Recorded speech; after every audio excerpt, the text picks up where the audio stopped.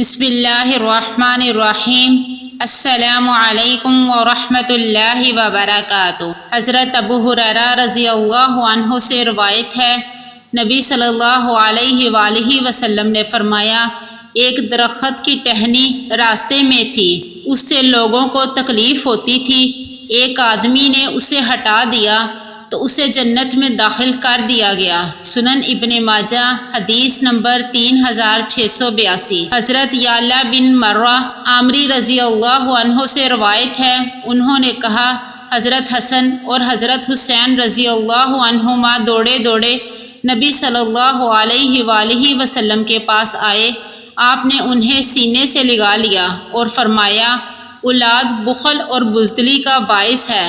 سنن ابن ماجہ حدیث نمبر 3666۔ حضرت عائشہ رضی اللہ عنہا سے روایت ہے، رسول اللہ صلی اللہ علیہ وآلہ وسلم نے فرمایا، مجھے جبرائیل علیہ السلام پڑوسی کے ساتھ حسن سلوک کی ہمیشہ تاکید کرتے رہے، حتیٰ کہ میں گمان کرنے لگا کہ وہ اسے وراثت میں بھی شریک ٹھہرا دیں گے۔